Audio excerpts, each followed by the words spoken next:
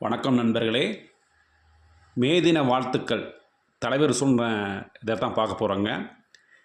மே 4ஆம் தேதி தேர்தல் முடிவுகள் அறிவிக்க இருக்கிறது. இதில் யார் வெற்றி பெறுவாங்கன்னு ஒரு ட்விஸ்ட்டாக இருக்குங்க.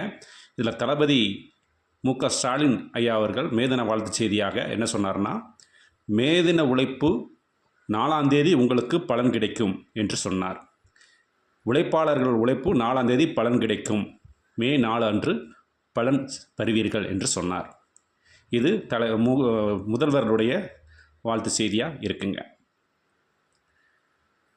நம்ம இப்போ மே தினத்தின் 4ஆம் தேதி அன்று வெற்றி செய்தி என்று வரும் என்று அவர் எதிர்பார்க்கிறார்.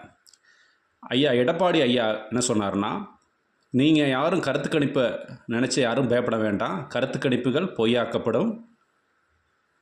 அனைவரும் நம்பிக்கையோடு இருங்க, நாம் தான் வெற்றி பெறுவோம்.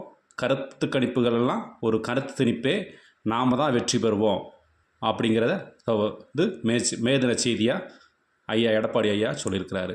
தொண்டர்களை நல்லா உஸ்பேத்தி விட்டுருக்கிறாருங்க. தொண்டர்களை உற்சாகப்படுத்தியிருக்கிறாரு. தோல்வியில் தோன்று போகாத அளவுக்கு உற்சாகப்படுத்தியிருக்கிறாருங்க நம்ம எடப்பாடி ஐயா. 4ஆம் தேதி பார்த்துக்கலாம் அப்படிங்கிற மாதிரி அவர் ஐயா மேதின வாழ்த்து செய்தியாக சொல்லியிருக்கிறாரு. இப்போ நம்ம தளபதி விஜய் அவர் மேதின செய்தியாக என்ன சொன்னார்னா, மேதின செய்தியாக சொன்னது என்னென்னா, மே 4 அன்று ரிசல்ட் வர இருக்குது.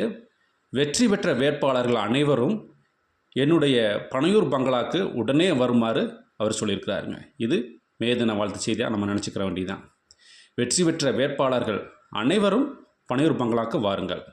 நன்றி, வணக்கம்.